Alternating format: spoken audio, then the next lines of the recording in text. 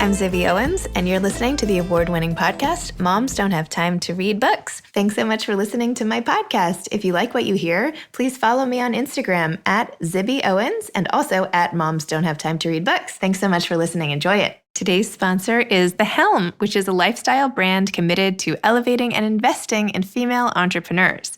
They sell a curated selection of female-founded brands on their website that speaks to an entirety of a woman's life. They sell clothing, clean beauty, motherhood-related products, and many categories of items, all from brands founded by women. And they also have an investing arm that has invested almost $1.5 million in women-backed companies. Their website is thehelm.co, and they actually just recently featured this very podcast in their list of 22 podcasts by women that are worth listening to or something like that, which was very, very nice of them.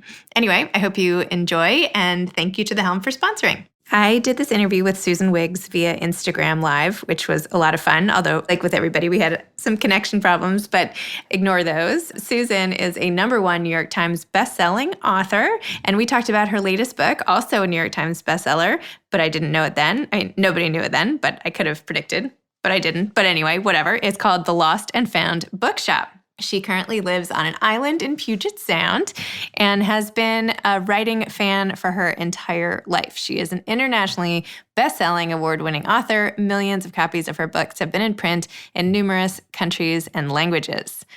She's a former teacher, a Harvard graduate, an avid hiker, an amateur photographer, and divides her time between sleeping and waking. And we found each other. That introduction was probably the best one that I've ever seen, so I should probably be late more often. Oh my God. I was just Thank you for having me. rambling on and on about your book, so Pretty much how I write a book, rambling on and on. not to suggest the book was a ramble, I'm just saying, there's so much in it. It was so great. I said multifaceted. I should have said just so textural. There's so many different elements to it. So Debbie, thank you. Thank you so much. That book was my life for a year. I've heard a statistic that the average woman speaks 30,000 words a day. And I always think, I should just, be able to talk for 3 days and write a book, but it doesn't really work that way. So thank you for appreciating that. Well, tell me so you've written 50 novels. That's insane. Yeah. Over how many years have you written 50 novels? That's just the most inspirational thing. Is it really? I hope so. Either that or, I have no life. No, I published my first book in 1987.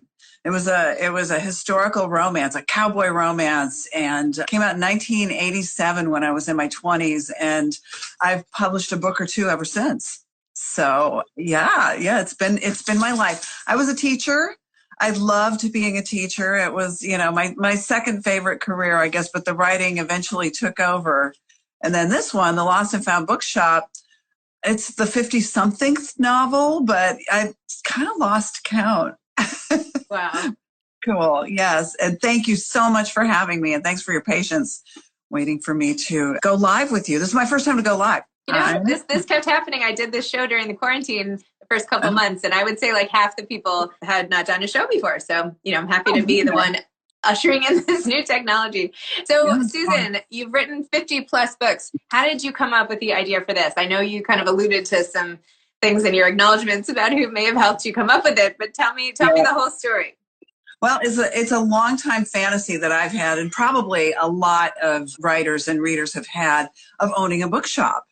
And so I'd always wanted to write that storyline. And then this one kind of came to me because I usually try to give the main character of the book a job that I'd love to have.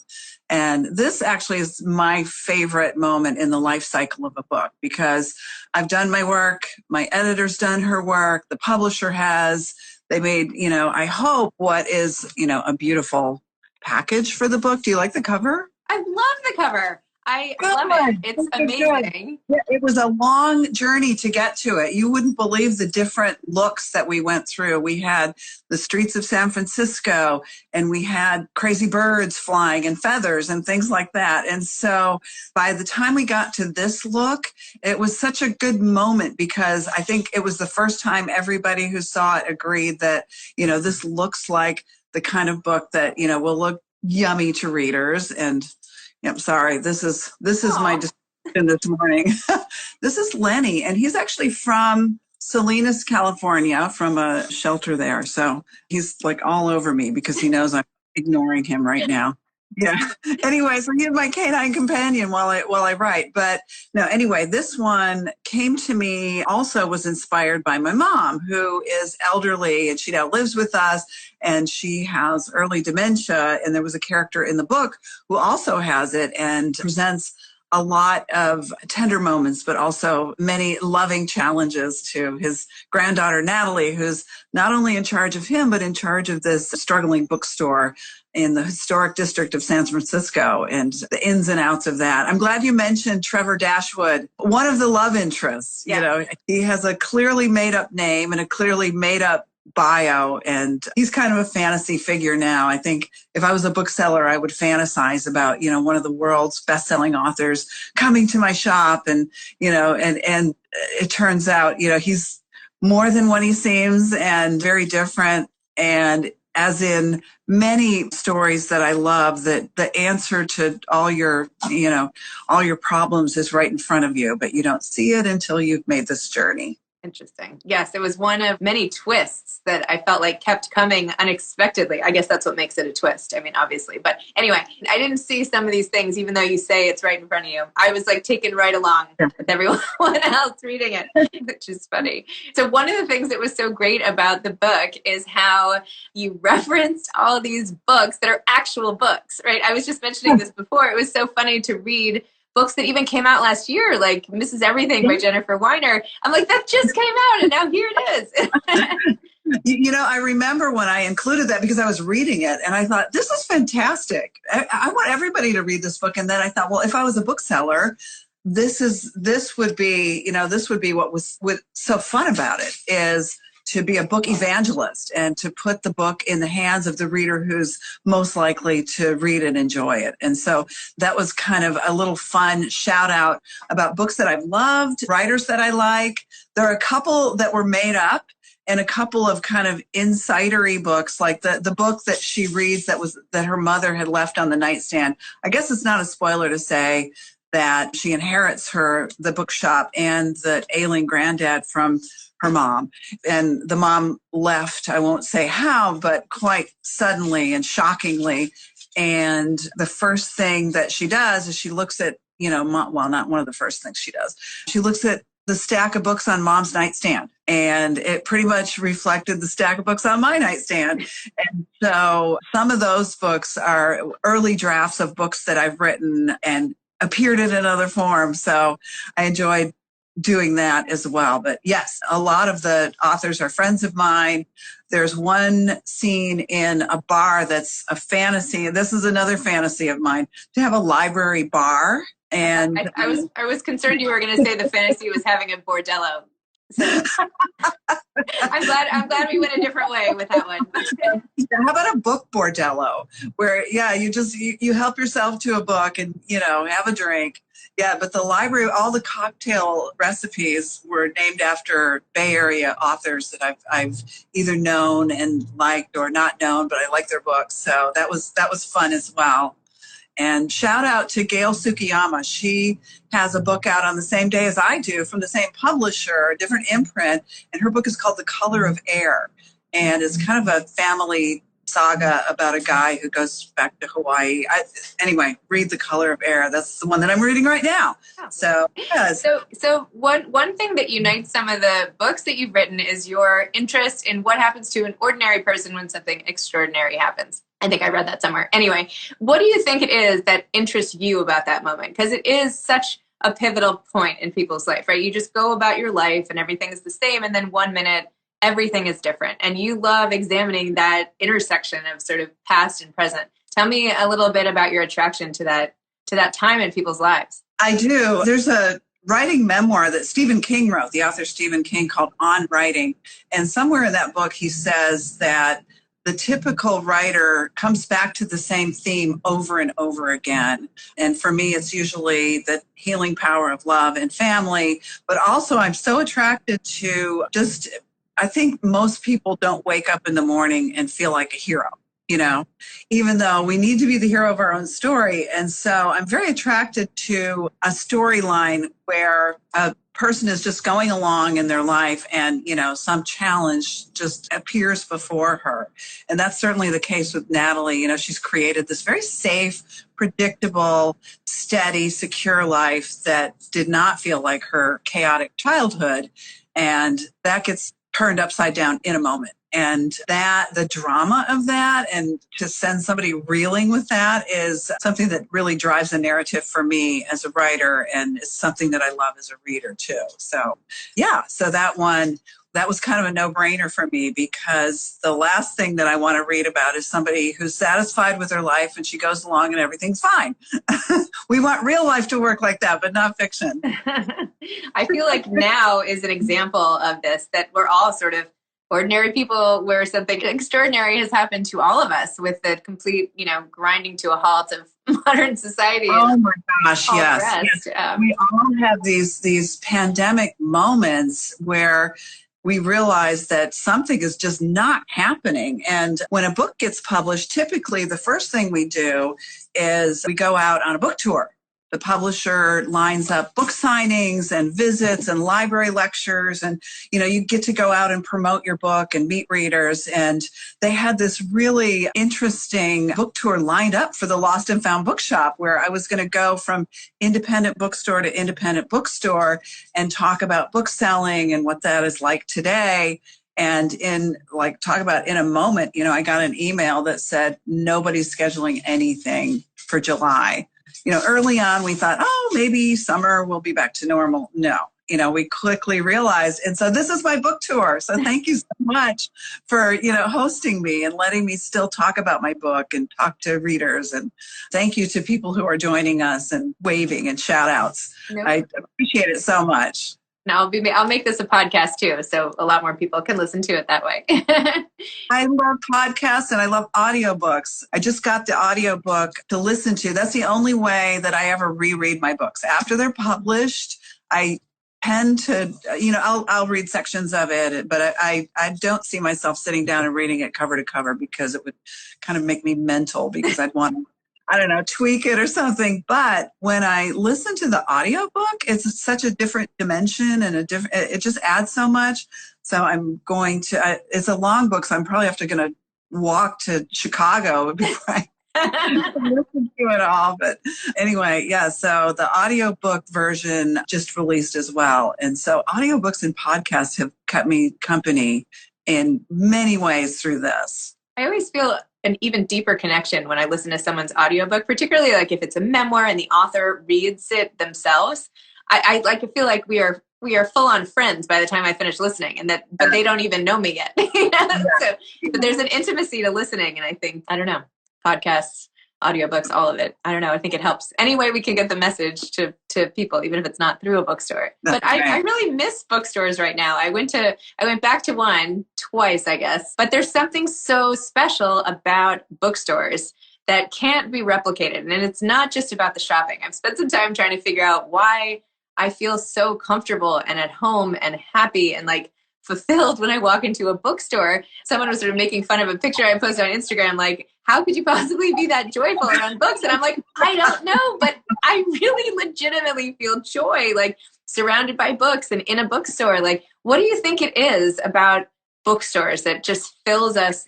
I don't know. What do you think it is? Well, there's actually that reminds me, I don't know the quote exactly, but I wrote a paragraph about that with Natalie's feeling of being in a bookstore, is that people between the covers are still living their lives.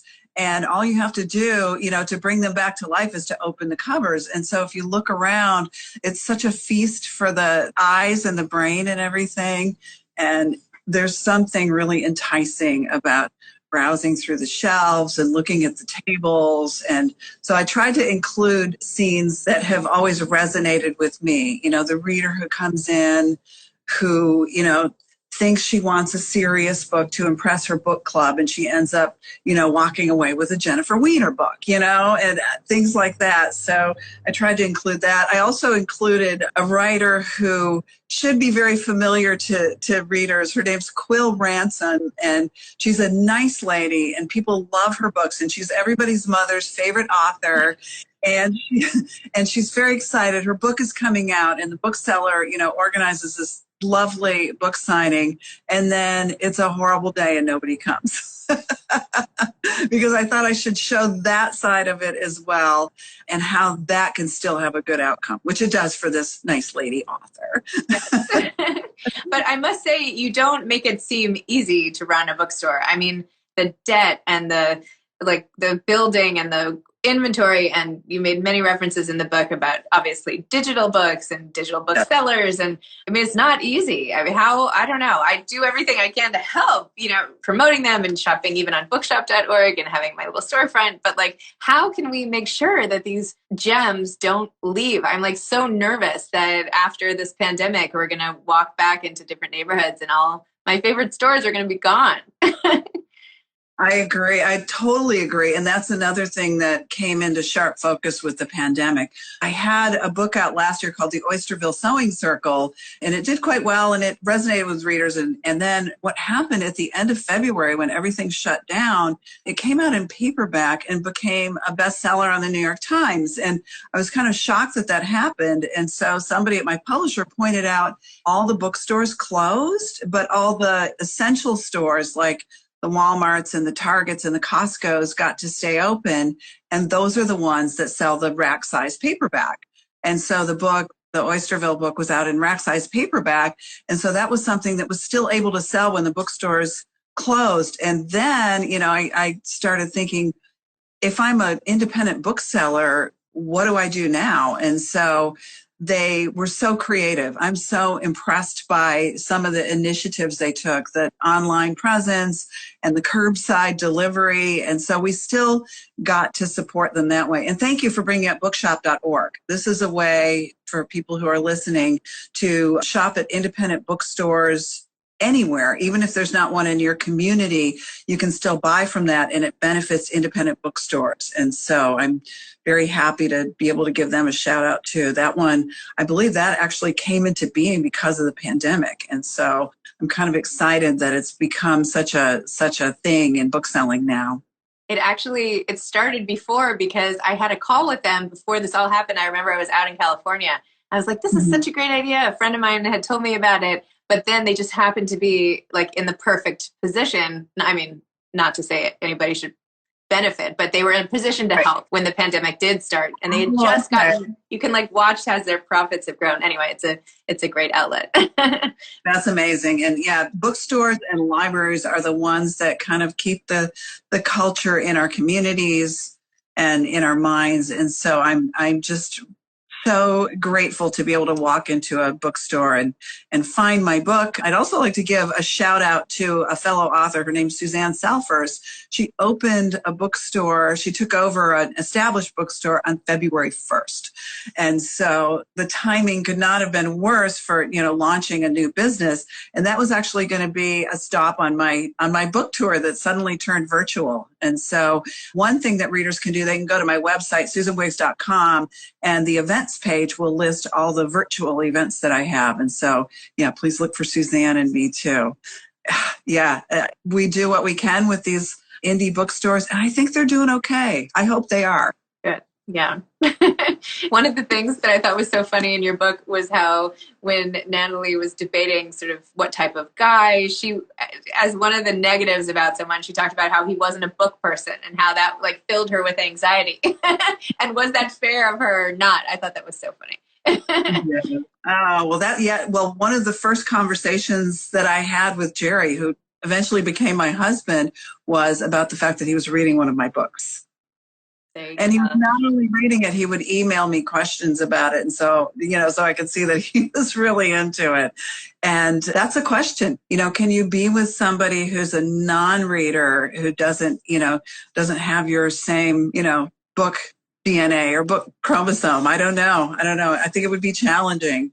It definitely was for Natalie, because, even though she had, issues with the way that she grew up, in an apartment up over a struggling bookstore, she still is very much a book person. Yes. The one other thing I just wanted to bring up is during the period of sort of loss and grief, you talked about how this whole trend towards celebrating a life, right? When someone passes away and we have a celebration for their life, but how the people who love them most don't feel like celebrating at all. They feel like the opposite and not even wanting to go on some of the time. Tell me a little bit about that. And then I was wondering, did that come from a personal place? Did you have a loss where you felt something similar? Yeah, there's a lot of personal things. They've been transmuted into a more dramatic and exciting journey than I've had. But I did lose my elderly dad. He died with Parkinson's. And one of the things that I've always kept with me is the way we as a family made his exit happen for us and dealt with our grief. And one of the things was we had a giant party.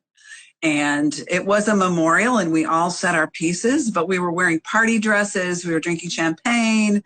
We were, sitting on the patio and reminiscing and telling stories at the church and everything. And so the memorial celebration that takes place in the book, a lot of that came from my memories of those days. And I wanted to, unfortunately, she was very traumatized by the whole situation, but I wanted her to find a way out. And I think the way that she journeyed through that transition was a reflection of the way that I kind of did the same thing. And those scenes and conversations, they were really emotional for me to write, and I hope for readers to read. And another reason that I love having a book out now is that everybody who reads a different book. You're going to read it and bring your creativity and your life experience and your lived experiences into the story in a unique way. And so I can publish one book, but everybody who reads it will read a different book. And so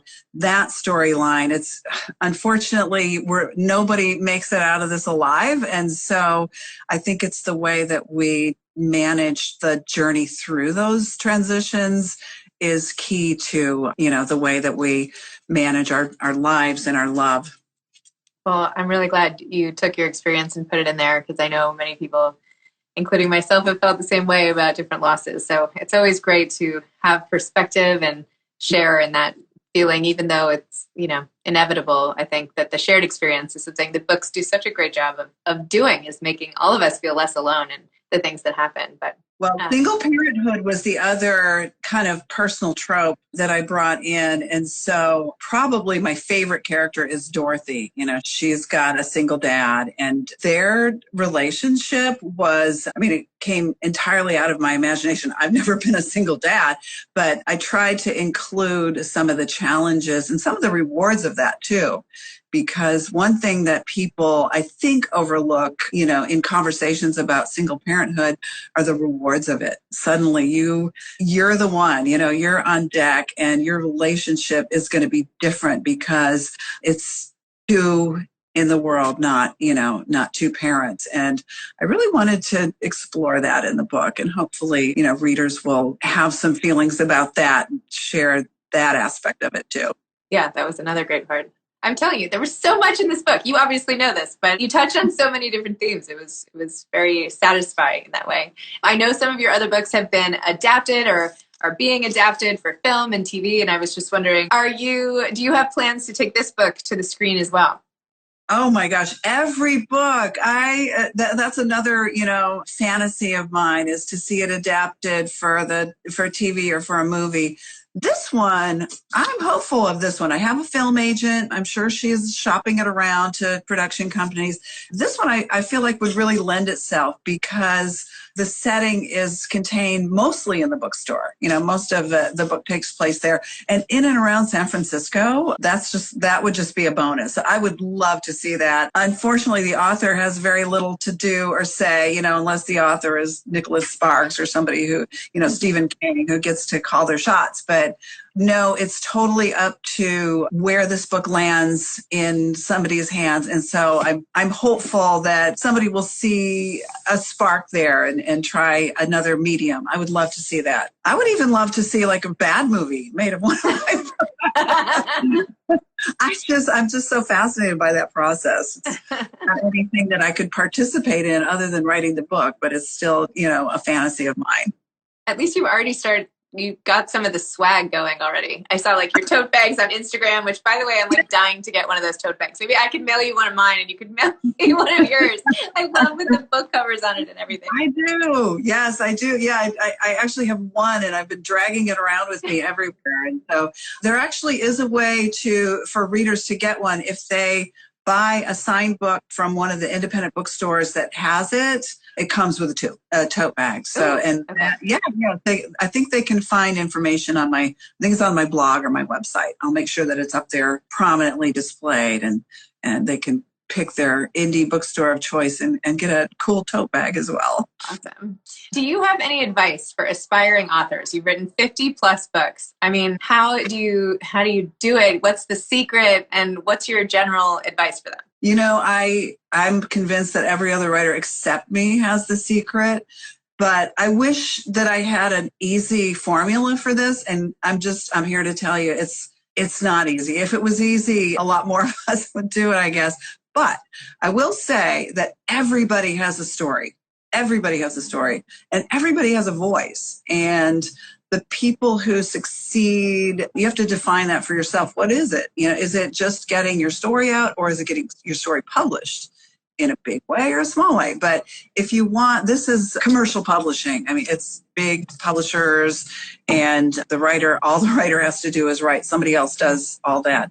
In order to start that process, first of all, anybody who wants to write is in luck because you don't have to be, a certain age to do it. I started very, very young, but I know writers who didn't start writing until they retired from a job. And so you can start at any point in your life. And the key for me is, number one, start. Number two, finish what you start. And that's probably I know many, many writers who write 17 glorious pages and then they get distracted and it kind of peters out. You have to remind yourself to write, if not every day, on a regular schedule. When I first started, I was a mom, I was a teacher, I wrote during my lunch hour, I stayed up late at night, I, tried to juggle that. And somehow I wrote 1 or 2 books a year that way. My youth, I guess it was my frisky youth. But a writer needs to practice her craft. Some people say your apprenticeship is 1 million words, which is about 10 books. In my case, I sold, I think, the 3rd book that I wrote. So be prepared to have some practice books and study your craft. The way that I studied my craft is not only I practiced it every day, but I accessed the wisdom of other writers and other writing teachers. And I have my 2 favorites right here. I'm never far from them. And I will share them so people you're going to go online and find this one probably from a second bookseller because I don't know if it's in print, but it's called Techniques of the Selling Writer by Dwight Swain. And it was published by a small press. And this was my Bible when I was learning the craft of writing a novel. And then this one is called The Writer's Journey by Christopher Vogler. And it's actually a manual for screenwriters, which sounds weird, but everything that he says in here relates to the journey of a book. And so between those 2, when I would get stuck in a story and not know where the story should go and how the journey should be shaped, I would always go back to matters of craft, because there's inspiration and there's talent and nobody can give you that, but there is craft. Just like in any profession, there are certain steps that you can take and things that you can learn. And hopefully, if you read The Lost and Found Bookshop, here's a matter of craft. Okay, this is a quick lesson. Pay attention to what Natalie wears in most of the key scenes. And it's subtle and you probably don't focus on it, but you find that the way she dresses, and I find this with women that I know in real life, reflects what she's trying to be and who she's trying to be and where she's trying to go in life. So in the very first scene, she's very buttoned down and corporate looking and, trying to be very professional. And the look that she adopts in, scene after scene, she tries to emulate her mother and look like her mother, and that doesn't work. And by the end, she kind of looks like us. She's in her yoga pants. I got out of my workout pants for this. Yeah, so you know. Thank you. But by the end, she's comfortable in her own skin, in her own identity, instead of trying to fit into a life that didn't fit her. And that one thing that I did as I was revising the book, I realized that her evolution as a character was not sharp enough. I went back to matters of craft and I remembered some of these lessons, and I thought, how do I show this in a subtle way without, hitting the reader over the head with it? And so maybe some readers will notice it, some won't, but that's a typical matter of craft. I didn't make it up. I brought my creativity to it, I hope, but that's just a quick little lesson that I remember from the book. And it's something that you develop by studying your craft. Amazing. Give us a preview of your next book. I would love to, because I'm supposed to be finishing it probably this week, but I'd much rather do podcasts. My working title, and by working title, it means the title I'm using that I hope the publisher will keep, is American Princess. And weirdly, I started it all before white privilege became a really big, prominent issue in, today's world. I was already writing about this woman who she discovers that she's afflicted with white privilege and decides to make a huge change in her life because of it. So it's called American Princess. It takes place in Greater Washington, D.C. And it's been amazing to write. And I actually, before the pandemic, right before, in February of this year, I made a research trip to Vietnam. And it was a life-changing, magical trip that I made with a number of fellow travelers who I haven't seen since, because we got home and everything shut down. So that will be out next summer, 2021. This one is out now. The other thing I wanted to give a shout out to my publisher for, they created probably the nicest digital book club kit for this book. You can find it on my website, and it has the coolest things. It has some trivia cards about bookstores, has a coloring page, has a recipe. It's very cool. So if you have a book club or you want to, adopt something for your book club, I encourage people to check that out too. Well, I think I might just print them out for my kids now. Very cute. Well, thank you so much for doing this. Congratulations on finishing your first Instagram Live. You made it. Oh my God, this was fun. This was way more fun. I don't even want to work now. Me neither. Just kidding. Well, this is great. Thank you for sharing your virtual book tour, making this a stop. I really appreciate it. And congratulations on your book. And I'm going to go online and now find a way to get myself one of those tote bags. You are so welcome. Thank you again. And I hope everybody stays safe. Wear your mask. Don't touch your face. Read a book. Bye for now. Bye, Susan. Thank you. Thanks again for listening to my podcast, Moms Don't Have Time to Read Books. If you liked this episode, please follow me on Instagram @ZibbyOwens and @Moms Don't Have Time to Read Books, and sign up for my mailing list at zibbyowens.com so you can always hear about the latest things I'm up to. Thanks a lot. This episode has been sponsored by The Helm, thehelm.co, a lifestyle brand committed to elevating and investing in female entrepreneurs with tons of products by women founders. Definitely go check them out. Thanks so much to Steve and Ryan at Texture Sound for the sound editing, and thank you to Morning Moon Productions for providing this fantastic intro and outro music. Thanks for listening. You could always email me at zibby@zibbyowens.com.